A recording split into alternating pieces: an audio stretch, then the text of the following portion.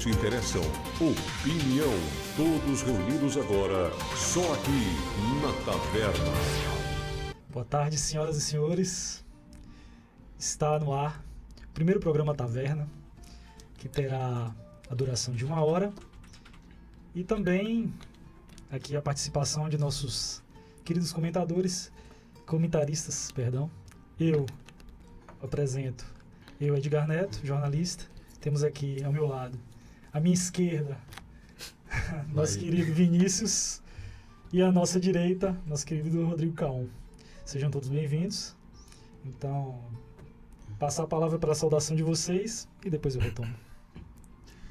Boa tarde, pessoal. Boa tarde, taverneiros.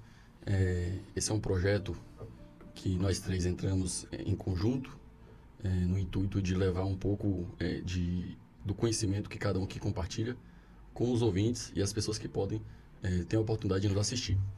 Meu nome é Vinícius Lima Silva, eu sou administrador formado na UESB, sou empresário do segmento que arrasta essa cidade nas costas, que é o varejo. Sou cofundador do Destra Conquista, junto com o colega Rodrigo Caon. E é isso. Hoje a gente vai falar, introduzir o assunto sobre o conservadorismo, que basicamente vai ser a estirpe que cada um aqui compartilha e será, geralmente, todos os temas irão estar circundos a esse tema maior que é o conservadorismo. Então, devido a essa demanda reprimida que existe na cidade e a falta de conteúdo nesse sentido, Vitória da Conquista, que esse projeto nasceu e, com fé em Deus, já deu certo e continuará cada vez mais dando mais certo e trazendo convidados. E como o Edgar disse muito bem, esse projeto ele tem muito potencial. Então, vou passar agora a palavra para Rodrigo e ele faz as considerações. Antes disso, comentadores é o típico, porque são comentaristas e apresentadores. Co-hosts, host, tudo misturado. Então, comentadores já é um novo neologismo que acabamos de inventar aqui. Direto da taverna. Direto da taverna. Caon. Boa tarde, senhoras e senhores. Boa tarde a todos os taverneiros, que estão nos acompanhando neste sábado. Um prazer imenso estar aqui, nesse primeiro programa que é a Taverna, começando hoje, nosso programa piloto. Boa tarde, Edgar. Boa tarde, Vinícius. Boa tarde, Jonathan, também, que está aí na mesa de operação.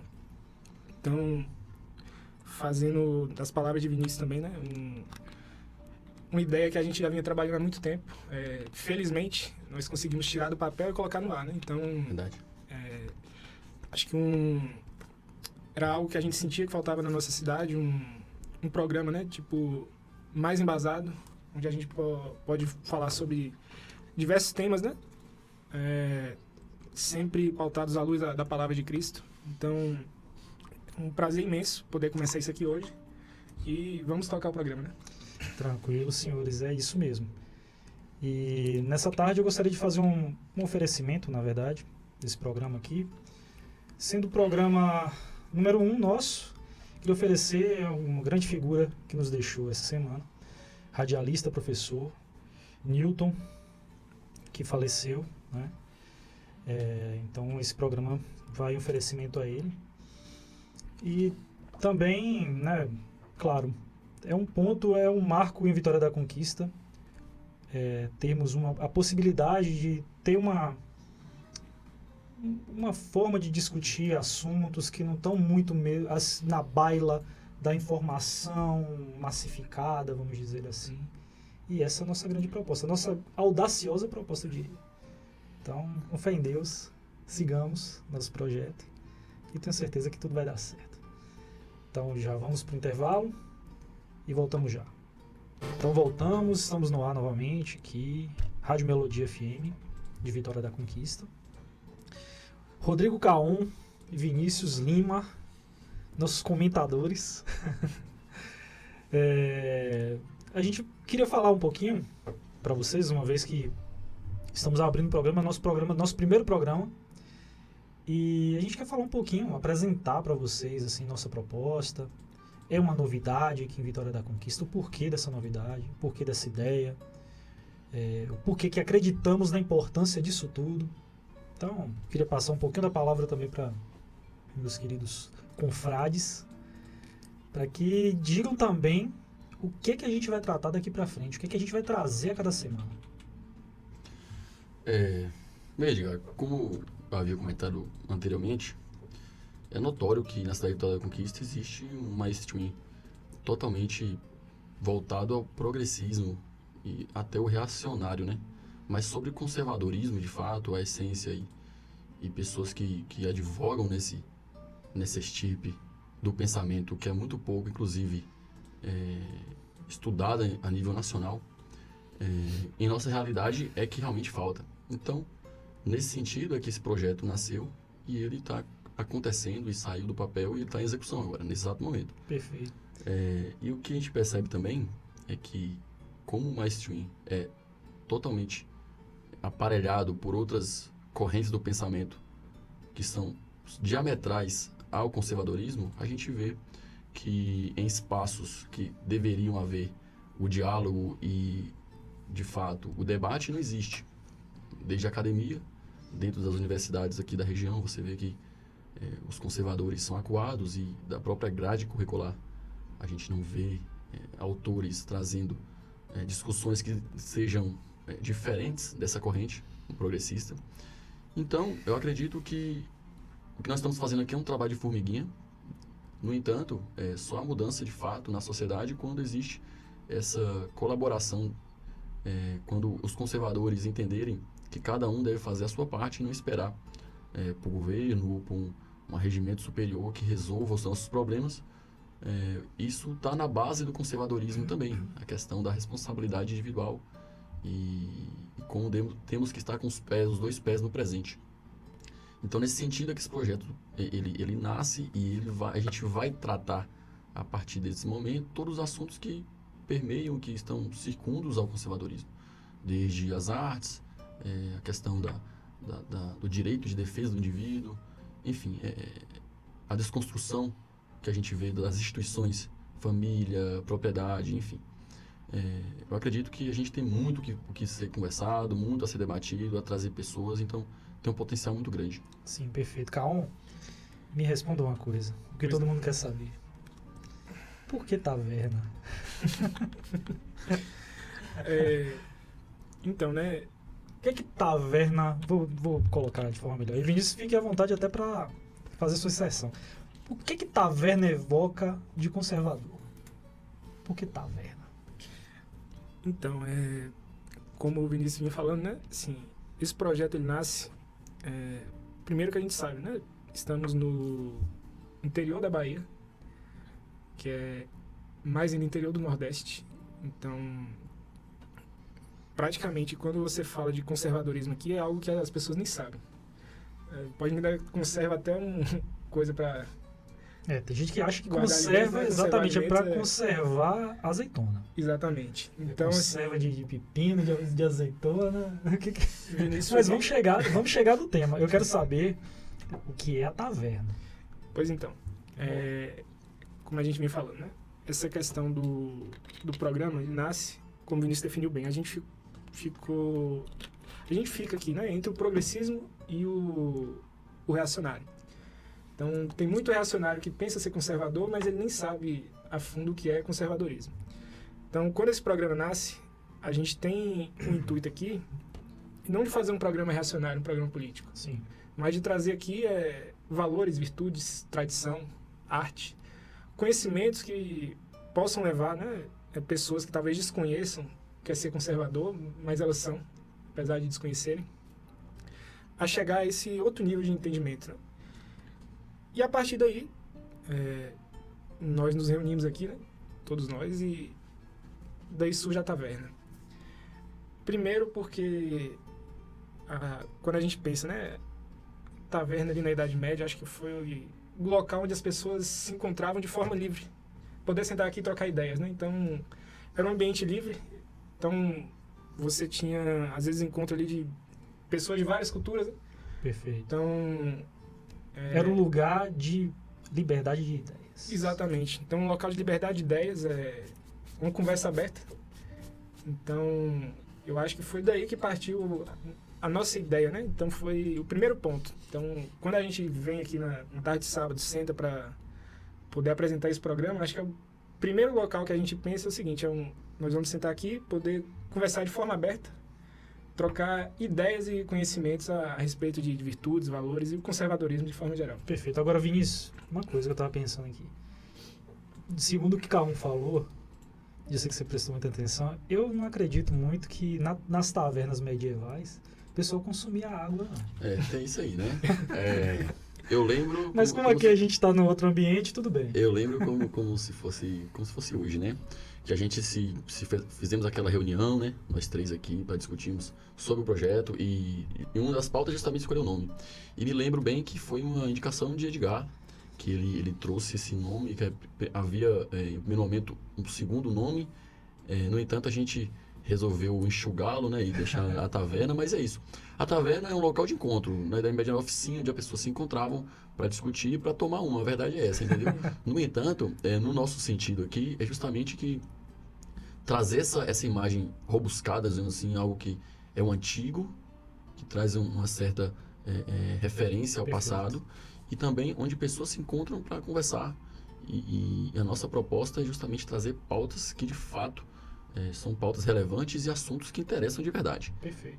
Então, a ideia surgiu nesse sentido. E na taverna, como falei inicialmente no primeiro bloco, na apresentação, todo semanal acontecerá sempre aos sábados, nesse horário, neste mesmo bate-horário e bate-canal. Meteu essa. Tinha que meter essa. Essa é clássica.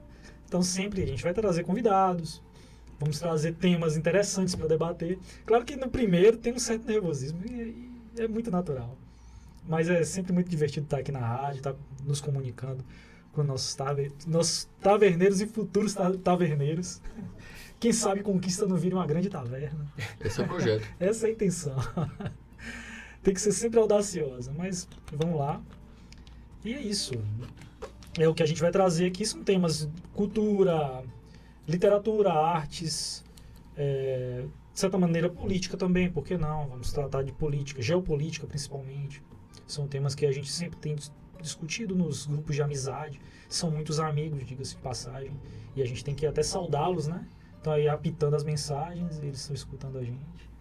Então, um grande abraço aí para todos os amigos que ajudaram também contribuem e ajudam e vão ajudar ainda mais a fazer crescer esse projeto. Pois bem, então a gente vai para o terceiro bloco, vamos fechar esse com um intervalozinho, daqui a pouco a gente volta com o terceiro bloco, que será, a gente vai discutir um tema muito importante que o pessoal já deu uma certa introdução, mas daqui a pouco a gente fala melhor sobre ele. Vamos lá. Então voltamos com o terceiro bloco do programa Taverna, aqui na Rádio Melodia FM. Temos aqui Vinícius Lima, Rodrigo Caon, e nós vamos discutir um tema, como foi passado para vocês desde o início, que para nós assim é sempre o tema a ser discutido nas tavernas conquistenses, em vários ambientes, com exceção, é bom que se diga, com exceção da academia, que seria o principal deles. Mas lá, infelizmente, é terminantemente proibido de se falar em conservadorismo. E este é o tema, senhoras e senhores. Minha primeira pergunta para nossos comentadores seria: o que é conservadorismo em sua essência? Assim, quais são as origens? O que é conservador? O que é conserva? Conservar o quê? Bem, o conservadorismo, alguns autores não chamam conservadorismo, mas disposição conservadora. E o que seria isso? Seria um impulso de conservar. Conservar o quê? Princípios, conservar valores e instituições que sejam eternas. Como assim eternas? Eternas no sentido de que foram provadas no tempo. E isso é uma diferença básica do conservadorismo para, por exemplo, o pensamento reacionário. Porque o conservadorismo, ele quer conservar o que é eterno, como eu disse anteriormente.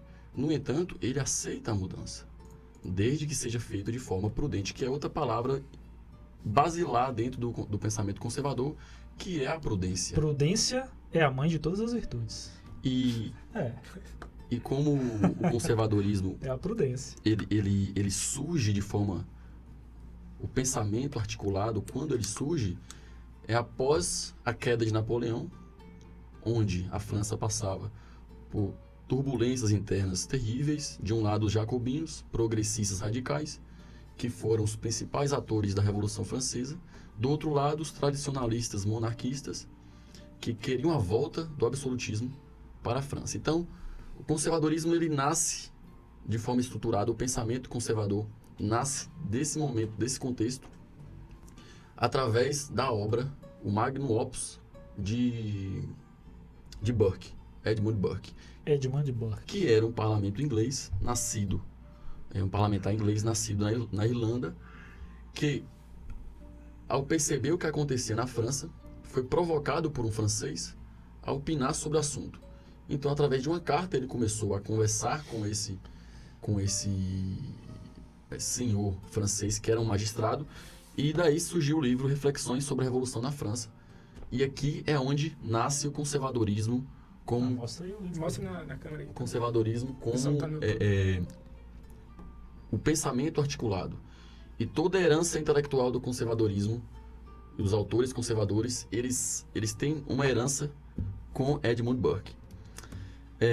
Nesse sentido, a gente entende o porquê e como o conservadorismo ele nasce nesse momento.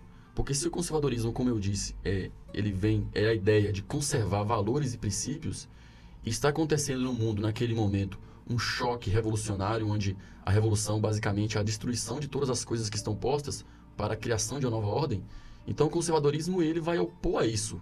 Ele diz não precisa destruir o que está posto e ser prepotente a ponto de dizer que todo o passado deve ser ignorado, que isso é uma prepotência de arrogância absurda. Se você parar para pensar no progressismo radical, o que ele vende a ideia de um futuro perfeito, né? É de uma arrogância absurda, porque ele diz o seguinte: olha, todo o processo, toda a história humana que chegamos até esse momento é irrelevante, e quem sabe o que deve de fato, o que é melhor para a sociedade sou eu a partir desse momento. Então o revolucionário, ele é altamente prepotente e arrogante. Edmund Burke entendeu isso e falou: não, está errado. O progressismo, o conservadorismo, ele nasce desse momento histórico. Contra-revolucionário. Exato. Muitos autores, inclusive, colocam Perfeito. o conservadorismo justamente isso. A definição conservadorismo é um movimento antirrevolucionário, um movimento anti-ideológico. Aí existem correntes que dizem, não, o conservadorismo é uma ideologia também, mas uma ideologia de emergência. Não sei se você já ouviu falar desse conceito, que é o quê? Eles dizem que o conservadorismo ele surge no momento onde existe um ponto de inflexão para o radicalismo. E isso faz sentido se a gente olhar para, basicamente, a história de Edmund Burke. O pensamento conservador ele surge quando havia um ponto de inflexão para o radicalismo. Exato. Só sem querer te interromper, mas já interrompendo, antes de passar até a palavra para Kaon, claro que você vai concluir, mas eu lembrei aqui de uma frase, que você falou de radicalismo da revolução, do revolucionário, do pensamento revolucionário, principalmente iluminista, né? E a gente tem aquela frase que o cara, eu não sei se a frase é de Marat ou de Robespierre, que eles iam enforcar a revolução alcançaria seu ápice quando enforcasse o último rei nas tripas do último padre. Uma coisa do tipo, não sei se você conhece essa frase. Não conheço. Que é muito emblemática. Mas resume basicamente. Resume exatamente o que foi o banho de sangue que foi a Revolução Francesa. E antes da Revolução Francesa, até episódios na Inglaterra, em outros países, em outros estados nacionais, né? Na época da Europa, como a própria Inglaterra de Burke, que houve inclusive a decapitação do rei, aquele episódio com Oliver Cromwell e etc., que foi um período pequeno de tentativa de república que não deu certo e voltaram à monarquia. E prosseguiu-se a Revolução Francesa na França, que foi aquele banho de sangue, aquela coisa absurda, e resultou no que resultou. E a partir daí, pelo que eu entendi do teu discurso, veio a ideia conservadora. Exatamente. Que foi para colocar uma pedra, vamos dizer assim, ou talvez um ponto de interrogação. Mas me diga, Calma, por que conservadorismo hoje tem assim a pecha, ou vamos dizer assim, de forma até pejorativa, você falou que é conservador, então, meu irmão, você é da idade da pedra. Por que é isso? Eu lembro que você, antes de fazer a pergunta para Vinícius, né, você falou assim sobre o meio acadêmico. E acredite se quiser, meu primeiro contato com conservadorismo, que eu vim entender de fato que era conservadorismo, foi numa aula acidental. Eu tinha uma professora de línguas na UESB. Sim, sua formação, Caon, você não falou. Sim, acabei não me apresentando, né? Comecei. Tarde demais. Meu nome é Rodrigo Caon, sou analista de sistemas, né? Trabalho Sim. com tecnologia. Então, voltando ao Sim. assunto. Então, meu primeiro contato com conservadorismo foi na UESB, acredite se quiser, curso de História. Tinha professora de línguas. História. Que maravilha, hein? Eu tinha uma professora de línguas, o nome dela era Maria de Fátima Almeida Baia. Então, ela levou um vídeo de Roger Scruton. O vídeo era Por que a Beleza Importa. Sim. Então, assim, no meio de uma sala da UESB, foi assistindo esse vídeo do Roger Scruton, depois eu comecei a pesquisar sobre, né? Vi o Olavo de Carvalho falando sobre Roger Scruton, foi aí que eu comecei a se interessar pelo se interessar pelo assunto. Roger Scruton. Vamos... Então, mas voltando à sua pergunta, por que o conservadorismo tem essa ideia hoje, assim, massificada? A ideia, claro, uma ideia das massas, né? Uma ideia da mídia, vamos dizer assim, né? Quando a Globo fala em conservadores, em radicais conservadores, é como se fosse um cara do Neolítico, do Paleolítico. Mas se a gente pensar, eu acho que essa peixe, ela sempre acompanhou o conservadorismo. Porque se a gente parar para pensar na época do livro, né, sobre a Revolução Francesa, aquelas ideias, elas criticavam principalmente a Igreja Católica. Então, a Igreja Católica era a principal vítima desse pessoal, né? Só que se a gente parar para pensar que eles falam sobre a Inquisição, mas que a Inquisição matou em mais de século, a Revolução Francesa deve ter matado em 2 dias. Verdade. Então, primeiro ponto, né? O conservadorismo ele é um antirrevolucionário. E eu acho que em momentos de calamidades, de revolução, eu acho que é o grande despertar conservador. Então é nessas horas, né, que homens de fibra mesmo, então eles passam a agir e a se atentar, né? Tipo assim, eu lembro do Olavo falando uma frase que era o seguinte: quem não sabe de onde veio, não sabe para onde vai. Então, assim, não adianta a gente pensar num futuro progressista, um futuro perfeito, sem a gente saber das nossas raízes, o que nos trouxe até aqui, né? Então, essa crítica ao conservadorismo, ela é um mecanismo de defesa, porque, assim, você tentar colocar no conservador algo reacionário é como se você desse liberdade para você praticar qualquer violência, qualquer atrocidade, porque você está tentando defender o mundo dessas pessoas conservadoras, né? Essas pessoas neolíticas, ancestrais. Então, a partir daí que eu acho que parte essa crítica. Também, desculpa interromper, Rodrigo, mas igual quando você vê na mesma frase, na mesma oração, dizer que um conservador é radical, ela tem um erro existencial, porque o conservador ele não tem como ser radical. Sim. O conservador, ele prega justamente o anti-radicalismo. Ele vive com 2 pés no presente. E é isso. Se a gente pudesse resumir o conservadorismo em 2 palavras, era conservar e desfrutar. É desfrutar o ponto que chegamos até aqui e melhorar e reformar o que tem que ser melhorado. Ponto. Não é a destruição do atual estado de coisas. É a eterna vigilância e a eterna busca por melhoria. Sim. E aí, como a pergunta diz, por que tem essa pecha de que o conservador ele é retrógrado, antiquado? É porque como o conservador ele quer conservar esses valores e princípios que são tão caros à sociedade, são tão caros à civilização, que colocam essa pecha em nós de que somos imobilistas, que somos anti-avanço. E não, isso não é verdade. O conservador ele só é prudente, ele não quer o progresso acima de qualquer coisa. É isso. E é uma estirpe do pensamento como qualquer outra. E hoje você vê uma endemonização da palavra conservadora, porque a cartilha progressista, no atual cenário político, enfim, é justamente fazer o quê? Endemonizar os opositores e acabar com as ideias que não estão alinhadas com essa ramo do conhecimento político que é o progressismo. Então, é por isso que somos conhecidos como antiquados ou imobilistas, mas que, de fato, se formos estudar e pegar as origens dos conceitos e os autores, vemos que nenhum deles prega esse tipo de pensamento. Perfeito. Para efeito de atualização aqui, a frase é a seguinte. Não, como eu disse equivocadamente, foi a Robespierre, não. Foi anterior à Revolução, inclusive, mas tem o mesmo pensamento revolucionário. Ela foi, a princípio, atribuída a Voltaire, mas não é de Voltaire. É de um cidadão chamado Jean Meslier, francês, evidentemente, era padre, apostatou e se rebelou, né, contra a igreja, contra Deus, inclusive, defendia o ateísmo e defendia o pensamento revolucionário. E, diga-se, proto-comunista, né? E dele é a frase, retificando, o homem, abre aspas, o homem só será livre quando o último rei for enforcado nas tripas do último padre. Encontrado no livro Extrait des Sentiments de Jean Meslier, editado por Voltaire, que é um dos grandes pensadores da Revolução Francesa. Então, voltando às perguntas, e passando novamente a bola para K1, e até puxando para essa frase do Meslier, quais são hoje, e Vinícius, por favor, complemente depois, quais são as instituições hoje que representam o conservadorismo que a gente tem? Instituições e pessoas. Quem são as figuras hoje na sociedade que representam bem? Eu tenho uma tese, mas eu quero ouvir de vocês primeiro. Bom, então, quando a gente fala sobre instituições, né? A primeira coisa que acho que todo conservador defende, a gente sabe que é a família.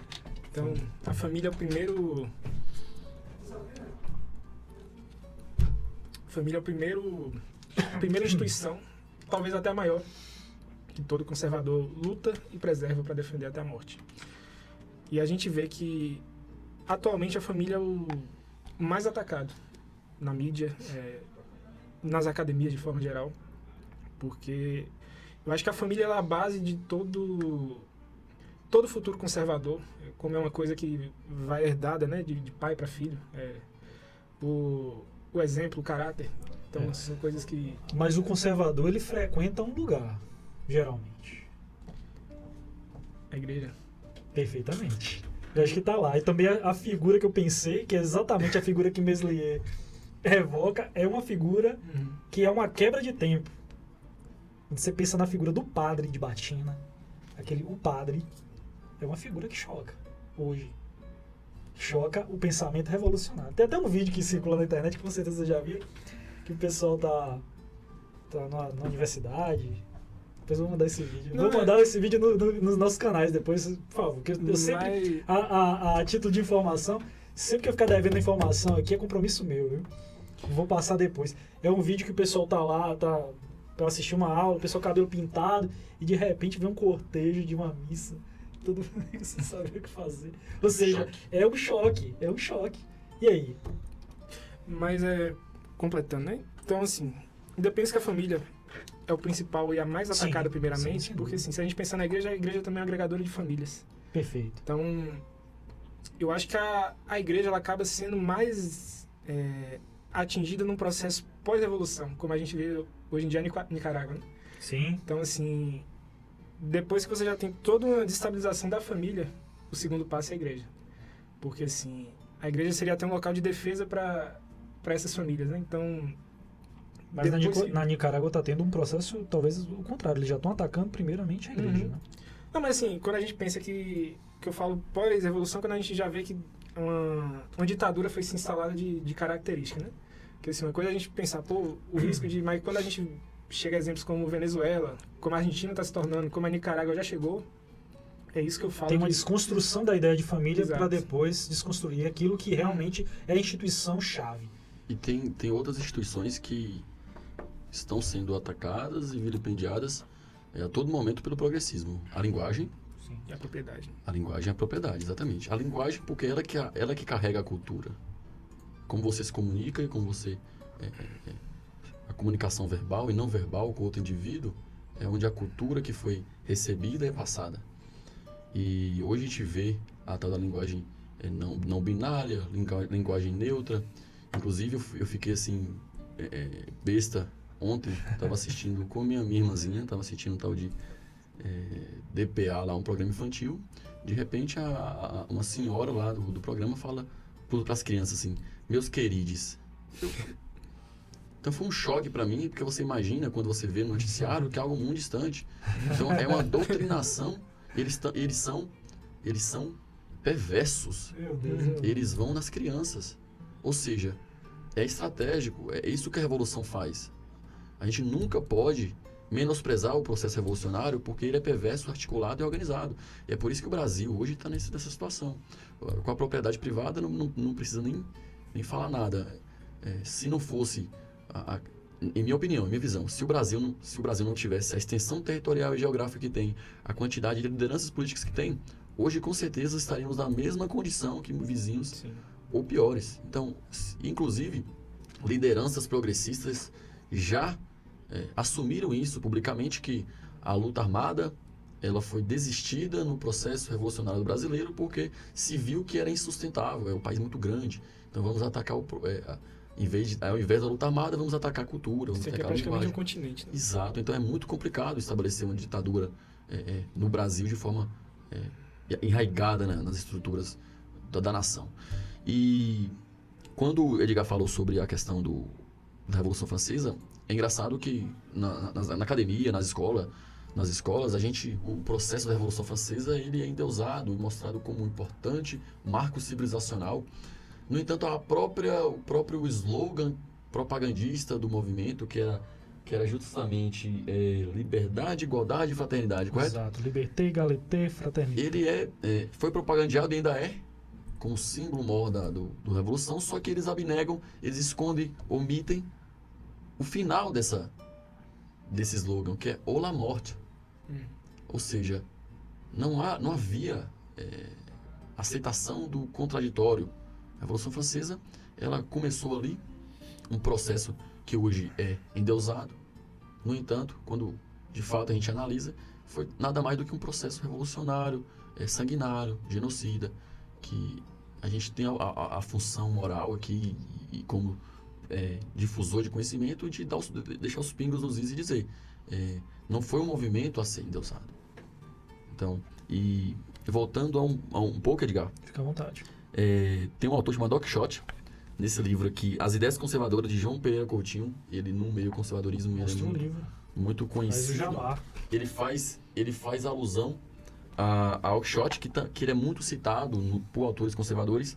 E esse trecho em especial, ele é muito citado, porque ele resume muito bem o que é o conservadorismo. Ser conservador, então, é preferir o familiar ao desconhecido, o testado ao nunca testado, o fato ao mistério, o atual ao possível, o limitado ao ilimitado, o próximo ao distante, o suficiente ao abundante, o conveniente ao perfeito, o riso presente à felicidade utópica. Ao final, o riso presente à felicidade utópica. O que o progressismo prega e todas as correntes, socialismo, comunismo, fascismo, é o quê? É a felicidade utópica, aquela felicidade futura que nunca chega. O conservador, ele se opõe a todo esse movimento porque ele vive no presente.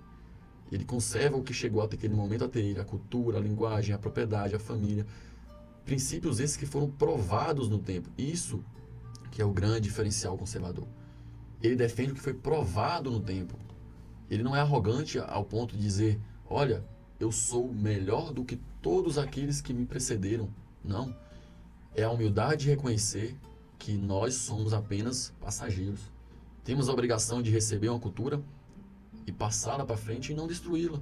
Assim como as instituições, a família, o próprio governo, que também é uma instituição. Então, eu queria finalizar essa parte com esse adendo e essa alusão ao Quixote. 5-1. Então me diga assim, o que você vê? Claro, né? A gente levantou aqui a ideia que o conservadorismo é uma contra-revolução e não o contrário, como até muita gente coloca, né? Como se a revolução fosse a solução para o conservadorismo, muito pelo contrário.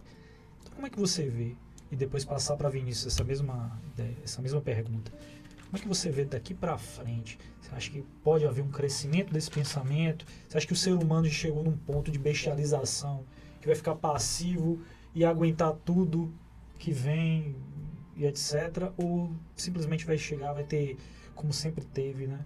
Linhas assim, vamos falar, não. Peraí, não é bem assim. Como é que vai ser? Bom, o que eu vejo... Dá uma dividente aí. O que eu vejo, falando primeiramente de Brasil, eu acho que a nossa cultura, a alta cultura brasileira, ela parou ali nos anos 40. Eu acho que a partir do governo Vargas, o brasileiro ficou burro. Então... É o culto à ignorância, né? Então a ignorância virou a idolatria mãe do brasileiro. Virou bonito, né? Ficou bonito ser ignorante. Então, assim, eu acho que esse... É a glamorização da ignorância. Gourmetização hoje. Então, né? logo depois, né? Então, a gente vem ali do período da intervenção militar. Eu acho que se perdeu esse contato com a cultura, se perdeu o contato com a arte, com a música, com o belo, e as pessoas só se pautaram na força. Então, assim, é por isso que tem essa confusão hoje em dia do conservador e do reacionário, né? Então, meio que mistura as duas coisas. Porque o reacionário é sempre esse cara, né? Que, tipo, vê as coisas acontecendo, quer agir pela força, às vezes tentando se pautar até em formas revolucionárias para estar fazendo um contragolpe, né? E a gente vê que isso, não, no final das contas, não tem êxito. Mas o que eu vejo é que, assim, a nova geração, principalmente com essa força da internet, ela está conseguindo voltar a ter contato, ou pelo menos com as raízes, para ela conseguir voltar à alta cultura. Então, assim, eu vejo o brasileiro dos 40 anos para baixo, ele está conseguindo ter esse contato. Ele passa por um período ali, né, que na escola ele é totalmente doutrinado, ele é influenciado a pensar de uma forma, né? Só que por prática, quando ele vê que isso que é esse chipzinho que é colocado na cabeça dele, quando ele vem para o mundo real, para o mercado de trabalho, ele vê que aquilo não se aplica. Então, a partir daí, ele começa a entrar numa paralaxe, ele começa a pôr, peraí, tem alguma coisa errada. Então, a partir daí, ele começa a se questionar. E a partir daí que ele vai começando a encontrar pequenas informações. Citando aqui mais uma vez o Olavo, né? Tem muitas pessoas, ou até conservadores mais tradicionais, falando o Olavo não é conservador. Eu discordo, mas assim, eu vejo o Olavo como um professor. Então, assim, muitas pessoas pensam que o Olavo é um reacionário apenas. Terraplanista. Exato, terraplanista, né? Até essas palhaçadas que a gente vê por aí. Hoje eu vi um meme. Mas, assim, se a gente pensar que de um colega, de um amigo. O papel do Olavo não foi ser, talvez, assim, um doutrinador conservador, mas sim um professor, de fazer provocar as pessoas a voltarem para o conservadorismo, entendeu? Inclusive, o Olavo é criticado até pela igreja, porque, assim, de certa forma, ele expôs que até a igreja ela já está infiltrada pelo progressismo. Então, assim, nesse cenário hoje, quando o cara descobre o conservadorismo e que ele começa a parar, a refletir, a mudar as suas formas, suas condutas, então ele se depara com toda uma estrutura que já está montada há décadas. Então, mas eu vejo o conservadorismo crescendo. A gente está num período difícil, porque, por exemplo, a gente está aqui num programa desse, começando uma iniciativa dessa, é um exemplo disso, mas a gente vê que é difícil, tem toda a estrutura, né? É como se a gente fosse peixinhos tentando fazer uma travessia onde só tem tubarão. Que a guerra começou há muito tempo atrás e a gente perdeu o time. Uhum. E só complementando o que você ia falar sobre o reacionário, Cão, o progressista, o reacionário é um progressista às avessas. Porque o progressista, ele vende a ideia futura utópica e o reacionário é o passado utópico. É o passado que nunca existiu, ele quer voltar para esse passado. E é por isso que às vezes ele nem conhece esse passado. E é uma diferença existencial, não tem como ser conservador e reacionário, porque o conservador está com 2 pés no presente. É o quadrado redondo. Ele se apega ao real e não ao irreal, ao abstrato. É isso. Sobre os autores, as instituições, a gente já falou sobre as instituições, autores, acho que um grande autor conservador brasileiro, porque a gente fala muito Russell Kirk, Edmund Burke, né? Mas não autor em si, mas uma personalidade conservadora importantíssima da nossa nação, talvez um dos primeiros, é José Bonifácio. José Bonifácio de Andrade Silva. Patriarca da independência que não queria a independência. Por quê? Porque ele era tão conservador, ele queria o reino de Algarves, Brasil e Portugal. Uhum. No entanto, como ele viu que era inevitável a independência, ele foi um dos primeiros da corte portuguesa a abraçar a ideia da independência. E também quando a gente analisa a biografia dele e vê que ele abnegou das próprias convicções políticas devido a esse sentimento de pátria, de conservar o que havia, não destruir, conservar o que vinha chegado até ele, Bonifácio era republicano. As suas convicções políticas eram convicções republicanas. No entanto, ele assumiu e aceitou a tarefa dada a ele a Dom Pedro I a cuidar e a mentorar Dom Pedro II. Ou seja, um monarca parlamentarista. Então você vê que é um autor que a gente quase não vê, no meio conservador é conhecido, mas a nível de academia você não se vê falando de José Bonifácio. A gente não pode esquecer de Plínio Corrêa de Oliveira, grande mestre.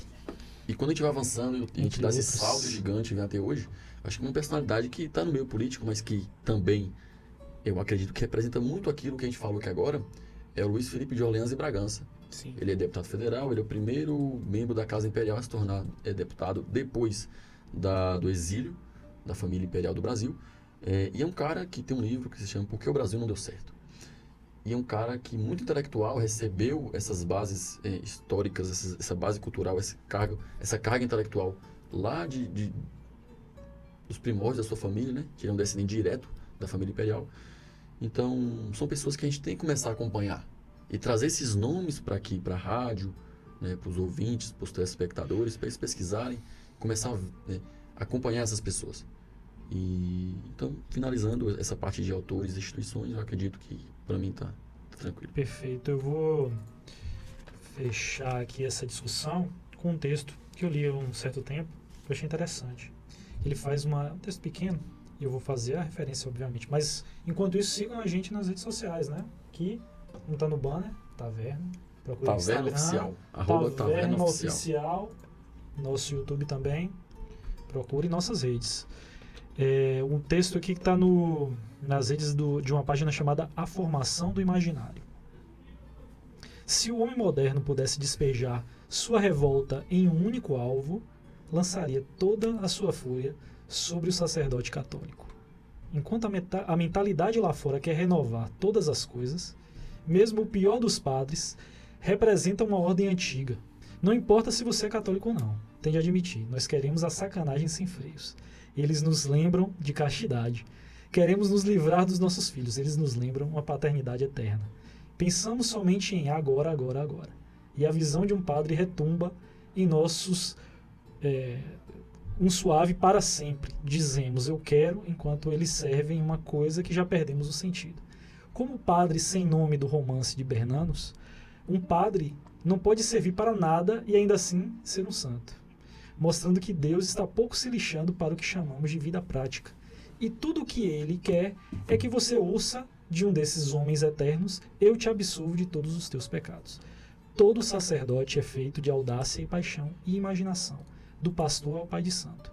Mas o bom padre parece ser feito de uma coisa mais humilde, de uma coisa que vem de fora e por isso o deixa até desconfortável, como quem veste uma roupa que não lhe pertence. E essa dependência desconcerta todos os homens, porque o padre é para o mundo como um terrível demônio, e se vestir sua batina é como um flagelo na carne.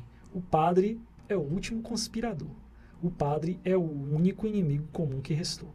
Se o mundo moderno pudesse exterminar apenas uma classe, não destronaria burgueses nem políticos, mas acabaria de vez com todos os padres, porque foi a última criatura que restou no mundo a nos repor pequeninos diante da eternidade. Veja bem, eu coloco o padre aqui não como padres que a gente tem na mídia, mas o padre, a instituição do padre. O que o padre representa, o que o padre, o que o bispo, o que o cardeal, o que o papa deveriam representar, na verdade.